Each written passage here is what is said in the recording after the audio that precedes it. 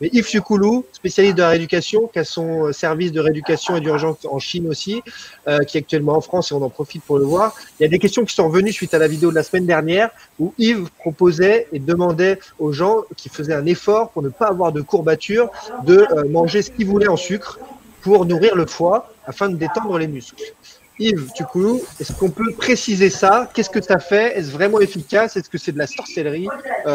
Voilà, parce qu'on évite sur Internet, hein, quand on diffuse des vidéos, des infos sur Internet, on est tout de suite des sorciers. Donc Yves, en quoi ça fonctionne de manger du sucre? Quel sucre? Un coca, des bonbons? Qu'est-ce qu'il faut faire après l'effort pendant 1 heure, pendant ces 1 heure? Comment ça fonctionne? Donc, tout d'abord, bonjour à tous.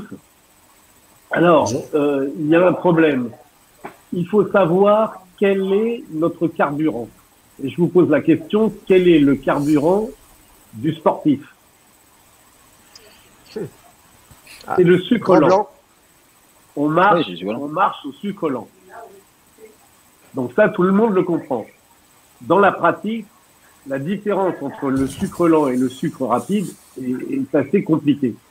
Donc notre carburant est le sucre lent. Et à un moment donné, quand on a fait 1 heure, 1 heure et demie, 2 heures de sport, c'est à peu près notre autonomie, eh ben, il faut remettre du sucre dans la machine. Et vous êtes d'accord avec moi que si on remet du sucre lent, ben, il y a un délai de carence, de temps qui nous manque. Donc, lui, le foie veut absolument du sucre, mais qui sera rapide pour resynthétiser l'énergie et refonctionner. Donc, et c'est très compliqué, cette histoire-là. C'est-à-dire que quand vous avez dépensé votre énergie, il va falloir, en urgence, mettre du sucre rapide, qui est normalement le poison du corps humain. Et on s'aperçoit que quand on prend du sucre dans la durée d'1 heure après une activité physique qui a été assez importante, eh ben la récupération se passe très bien et les courbatures du 2e jour disparaissent.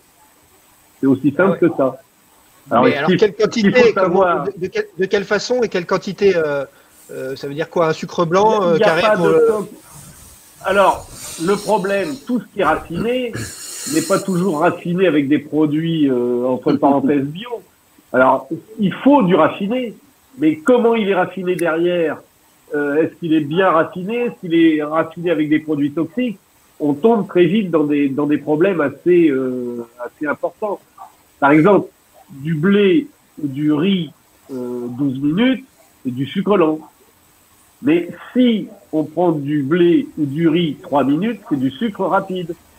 Et nous, on avait eu un problème avec un patient, un jeune patient qui faisait du vélo, du cyclisme. Et il avait une bonne carrière en junior et tout d'un coup, il s'est mis à avoir des résultats mais vraiment catastrophiques. Il y avait eu des tests qui avaient été faits au CHU d'Amiens, personne ne comprenait. Au début, on ne comprenait pas pourquoi ce jeune qui était en pleine forme est devenu inconséquent. Et après une recherche importante et de la rééducation, personne n'avait de résultats. Lors d'une séance, il y a la mère de ce jeune qui a commencé à expliquer, il m'embête mon fils avec mon mari pour le vélo. Donc moi, les pas de 12 minutes, moi je suis passé aux pas de 3 minutes.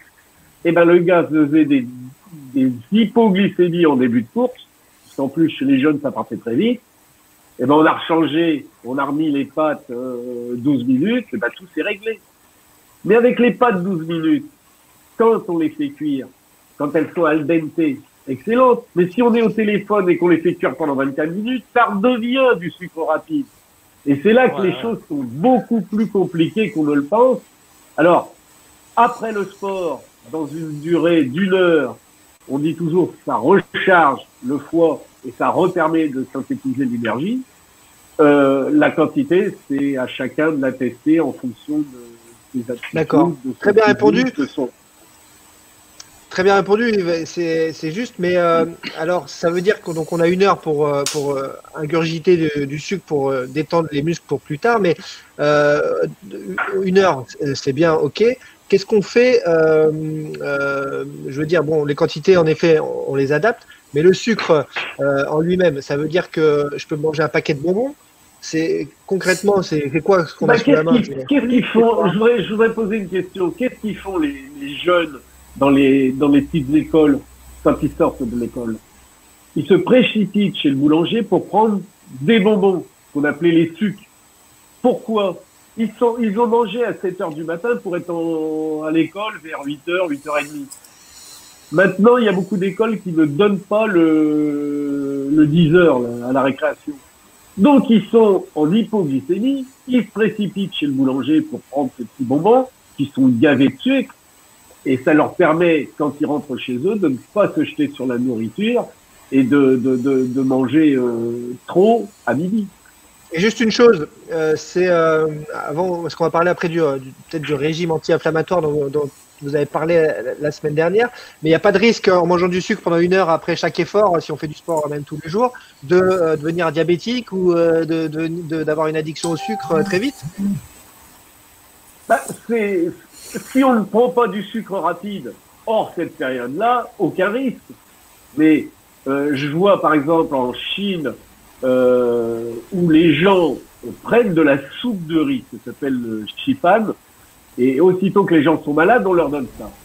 Eh ben, on a un nombre de diabétiques énorme en Chine à partir de 50, je dis pour les plus jeunes, 50, 55 ans, on a des cas même avant, parce que aussitôt, le matin d'abord ils prennent du Shipan, et aussitôt qu'ils sont malades, ils prennent du Shipan. Et on a même dans les services d'endocrinologie qui suivent les diabétiques, ils ont des traitements avec des glucophages, et le matin, le midi, ils prennent de la soupe de riz.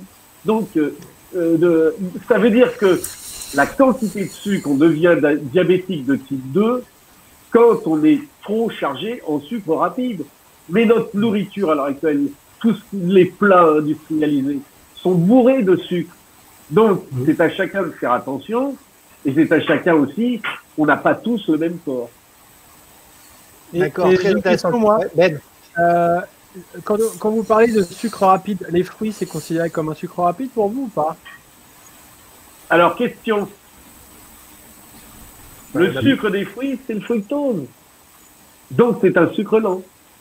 Vous connaissez tous les confitures Vivis, le sucre Vivis, c'est le sucre des diabétiques. Donc, dire à un diabétique, il faut plus manger de sucre, pourquoi le fructose? En réalité, le problème du diabétique de type 2, c'est quelqu'un qui a trop mangé de sucre dans sa vie.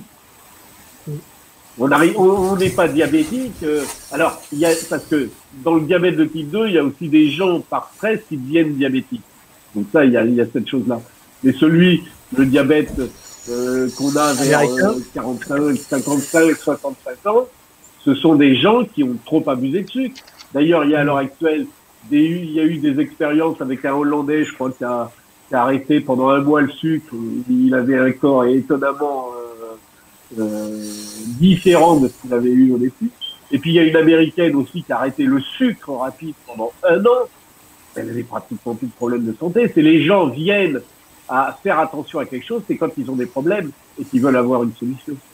S'il y en a qui ont des remarques, des compléments, des questions supplémentaires là sur ce thème de sucre après l'effort, n'hésitez pas tout de suite, parce que sinon il y a 2-3 autres angles qu'on veut aborder. Et puis même, je voudrais parler avec tout le monde de votre avis sur un peu les modes, les histoires. J'appelle ça mode, hein, c'est un peu pour provoquer, mais vegan, veggie, sans gluten. Est-ce que ça aide vraiment le sport? Djokovic qui a popularisé le sans gluten parce que lui, ça lui convenait bien. Est-ce que c'est adapté à tout le monde? C'est des questions que je veux vous poser. Voilà, n'hésitez pas à prendre la parole, hein, les amis, même si le cours magistral d'Yves était hyper intéressant. Louis, tu veux poser une question? Ouais, pour rebondir à ce que dit Yves, par exemple, je prends le cas, nous, après un match de basket, qu'est-ce que vous conseillez de manger après un match de basket, sachant que dans le délai de 1 heure, entre le temps de faire le débrief, de prendre la douche et de rentrer chez nous, on n'a pas le temps de se cuisiner, par exemple, des tueries ou des pâtes. Donc, qu'est-ce que vous conseillez de manger? Une barre de céréales Concrètement, après un match de basket, nous je me suis occupé beaucoup de hockey sur glace. Ce qu'on faisait, c'est que à partir du moment où on était sorti de la glace pendant la douche, tranquillement récupérer, faire les discussions d'après match, les gens prennent du sucre Et à partir d'une heure, ils allaient prendre leur repas, s'ils avaient la possibilité. C'est-à-dire, le sucre rapide, en urgence, le sucre. Alors, ça peut être du diabolo aux menthes, ça peut, avec des grosses quantités de sirop de menthe. Mais ça dépend de chacun. C'est à chacun de se tester, de se trouver. Et au bout d'une heure, eh ben, on allait prendre les sucres lents. Parce qu'au bout d'une heure, c'est fini. D'accord. Okay. Alors, il y a un truc qui intéresse pas mal les sportifs, c'est les sportifs qui triment dans l'effort, ils ont souvent des inflammations musculaires, parfois des tendinites. Donc, Ben s'évertue magnifiquement à éliminer en une séance de quelques ventouses et dry needling, certes, mais du coup, il y a aussi des aliments anti-inflammatoires et des aliments, au contraire, qui provoquent des inflammations. Et là, il faut faire attention. Est-ce que quelqu'un veut répondre à ça? Et lesquels sont les anti-inflammatoires et lesquels sont à enlever parce qu'ils créent des inflammations? Yves? Qui en premier? Moi, je pense que ça dépend de chaque individu. Les sportifs sont totalement... Je pense que c'est à se connaître soi-même et après à s'imposer des règles. On est surpris par des tas de choses. On entend parler, par exemple, à l'époque de la peau de tomate. C'était à l'époque de Platini avec la magie. Moi, j'ai vu des gens manger des tomates comme jamais, manger comme jamais, et puis manger des tomates et ils n'ont jamais de problème. Je pense que la blessure, l'inflammation, il y a une grosse composante émotionnelle. C'est-à-dire que les gens qui sont durs dans leur tête, par exemple, quand on voit les militaires, il y a certains, ils n'ont peur de rien, ils sont jamais blessés à rien du tout, ils mangent n'importe quoi. On a vu des gens sortir de certains camps de concentration, c'est horrible. Et les gens ne sont pas plus malades. Et puis il y a des gens qui vont manger une sorte de tomate et tomber malades. Donc je pense que d'abord il y a le côté émotionnel, et puis ensuite savoir si le corps en a besoin, sentir si on en a besoin et pas ingérer comme une voiture qui va prendre l'essence à la pompe. Ben, une anecdote là-dessus. Après, on a 2-3 questions rapides à poser. Est-ce que des pâtes de fruits, c'est du sucre rapide? Réponse oui, non. On répond à ça. Qui répond oui, non? Des pâtes de fruits, c'est du sucre rapide? Oui. Ok, oui, c'est répondu. Oui. Est-ce que le pain provoque des inflammations? Oui, non? Pas forcément. Moi, j'ai des aigreurs, hein.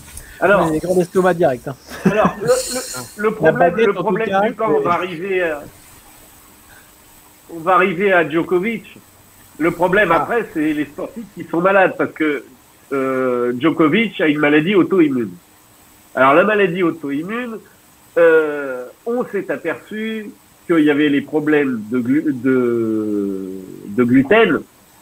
Alors le gluten en latin, ça veut dire col. C'est-à-dire que dans les céréales ancestrales, il y avait du gluten, mais ce gluten était digéré par l'estomac. À l'heure actuelle, à force de faire muter tout un tas de gènes, de céréales, etc., on arrive à des céréales qui sont beaucoup plus difficiles à digérer. Et ce qu'a fait Djokovic, il a fait un système adapté pour lui-même avec une maladie auto-immune.